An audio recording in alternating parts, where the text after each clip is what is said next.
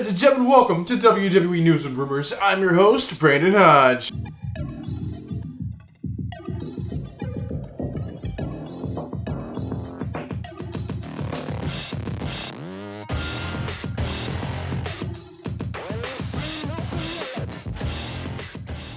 So this episode is brought to you by SeatGeek. So if you guys are looking for tickets for any event in the entire world, go over to SeatGeek. Use SeatGeek, use code Hodge, just my last name at checkout. Get $20 off your tickets. Now that's for first time orders only. So if you used SeatGeek before, just make a new account. You can still use my code. And ladies and gentlemen, save $20 off any ticket for any event in the entire world. Alright, we're going to kick this off with the first news story of the day. So the first news story of the day is about the Royal Rumble 2023. So if you guys didn't check out yesterday's video, I kind of looked at the Royal Rumble tickets yesterday, right?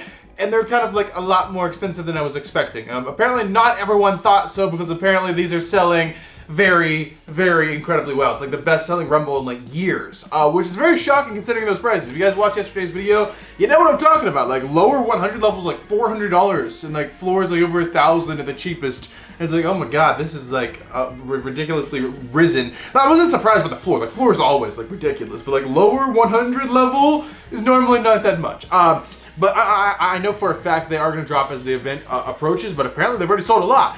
And how much is a lot? Well, a lot is like 25,000 already. And they literally just went on sale this past week. 25,000 tickets. Now this, of course, is in the Alamo Dome in San Antonio. This is quite a large venue. The 2017 Royal Rumble was held there. It had 52,000 reported people in attendance by the WWE. I don't know if it was actually 52,000. So I know sometimes they kind of they goose up the numbers a little bit, if you will. But I would say around 50,000. I mean, it may be a little bit under what they have for 2017 in actuality, but nonetheless, it looks like about half of the whole dome is already sold out. This is 25,000. Now, of course, there's 25,000 tickets sold. Of course, this isn't just like fans going to the show. A lot of this is like big companies like buying them to resell them on other websites and stuff like that. So a lot of it's just like scalpers, scammers, whatever you want to call them, ripping people off and reselling the tickets for more money. But basically, I know that takes up a big chunk of that. So when we hear like a big number sold like this, we can't just imagine like the half of the arena is already sold out with fans. Like maybe half of that half is actual fans, and the other half is just people trying to resell them, big companies and stuff like that, reselling organizations, if you will. But basically, nonetheless, it's selling very well. I mean, we can't argue that. Like, that's a lot of tickets. So pretty much it's already like halfway sold out, and the show is not until the end of January. And just to remind you guys, it's the beginning of October right now. Like, that is freaking insane. So ladies and gentlemen, that's actually the only confirmed news story to talk to you guys about today. So ladies and gentlemen, it is now time. Go and get your juice boxes out. Get your juice boxes ready, because ladies and gentlemen, it is now time to talk about some juicy rumors. So our first rumor of the day is going to be about our tribal chief and our undisputed universal heavyweight champion of the world, if you will. This is about Roman Reigns, our head of the table. So ladies and gentlemen, of course, he's the dual champion. I know we want to call it the Undisputed Universal Championships, but when I'm looking at Roman, he has 2 titles on his shoulders, so I'm counting it as a dual championship. But basically, you know, there's been some rumors going around for like a very long time about Roman actually losing these titles, and that's just natural there because he's had those titles for so long. Like, the guy has been champion for like going on 2 years, which is just like insane. Now, of course, this was Vince McMahon whole decision when Vince McMahon was still with the WWE running the show, if you will. It was his decision to put both titles on him and have him have this long reign and everything like that. So this rumor is kind of about like when McMahon was running things, was there any plans in the future for Roman to drop the titles, or really even talk of that, or any plans that went like sideways? And there was even some, you know, talk when Cody Rhodes was back and kind of on fire, had all the fans on his side and doing all this crazy stuff. Was there talk of putting the title on Cody? Basically, when McMahon was running the show, there was pretty much no talk. Like, McMahon 100,000,000% was behind Roman as the dual champion, as the Undisputed Universal Champion of the world. He was completely behind him. He did not, like, I don't want to say doubt him, but he did not, like, question if it was time to take the title off of him or anything like that, or have someone actually beat him or anything like that. Apparently, McMahon wouldn't hear it. Like, to the time he completely left, there was absolutely no plans of Roman ever losing. And, you know, backstage we heard a lot of, like, conflicting things. We heard, like, the opposite of that. We were like, yeah, Cody's next in line. Cody's gonna beat Roman or whatever. And apparently there was no plans of that whatsoever with McMahon.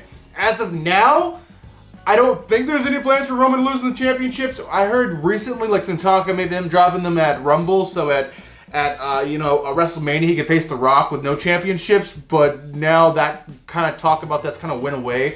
So really, I don't think there's any plans for the guy to drop the championships. But as for McMahon, when he was running things, Cody and all that whole stuff, because there was a lot of like people talking, then apparently none of that was actually true. Alright, the next rumor. The next rumor is about a women's wrestler that we have not seen in a little while. She's been gone for a little while because she got married. She's still out for TV. We're talking about, of course, about Charlotte Flair. So Charlotte Flair has not been on television in months. I mean, she got married. She kind of took a hiatus. She's kind of off of TV. I don't know if this is a creative kind of thing, but it's going to be a big thing when she comes back, as well as the whole... someone we haven't even been talking about recently, because there hasn't been like much in the news about Sasha Banks and Naomi. They're supposed to be returning too. They apparently have a new contract with the WWE. But Charlotte Flair still has an active one, but they're kind of just waiting for the right moment for her to return. We've talked here in the past about when it could be. It could be a Royal Rumble. It could be a Survivor Series. It could be Extreme Rules this weekend. It could be a Crown Jewel. You know, it could be wait until far out into 2023. I don't know. There's a lot of possibilities.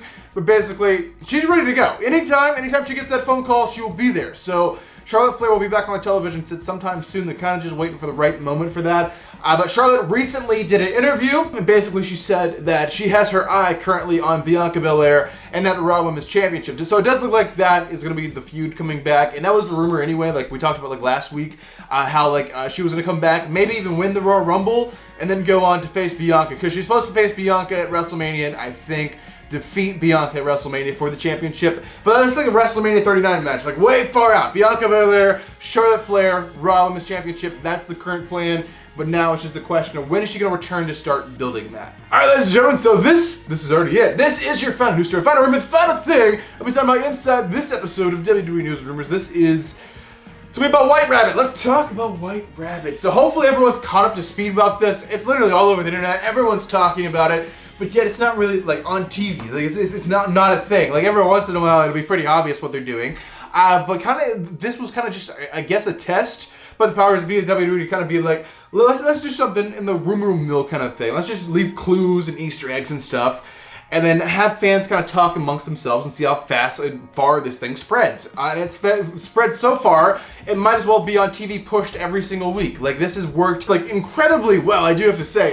So basically, Extreme Rules is the thing that everyone's pointing at right now. The clues on Raw are leading to Extreme Rules. We can make a whole video about the clues on Raw. These things keep getting more intricate, like every single clue session we get. But this one, the main takeaways, I guess, are basically, they have the coordinates for the Wells Fargo Center on it, and it also has the date, October 8th, for the Extreme Rules Premium Live event. So it's definitely pointing for Extreme Rules. Now, is Extreme Rules going to be another clue? Because they've also pointed at coordinates for other arenas, and it's just been a clue. Or is this actually going to be the debut of White Rabbit, if White Rabbit's the wrestler? Or maybe White Rabbit's just a clue or something. We'll see what that's about. Or maybe the return of whoever it may be. Of course, everyone's talking. It's Bray Wyatt. It's got to be Bray Wyatt, right? Bray Wyatt, the Fiend. Is it going to be the Fiend, or is Bray Wyatt coming back with a new character? Is he an evil bunny rabbit? Is that what's going on now? It's just an evil bunny. I hope it's not that. I hope it's something cooler. But basically, yeah, everything's pointing for Extreme Rules, the Premium Live event this weekend at the Wells Fargo Center. So personally, I really hope this is it. I really hope this is the conclusion of all these clues and we know what the hell's going on. I believe it's a perfect setting to actually do it.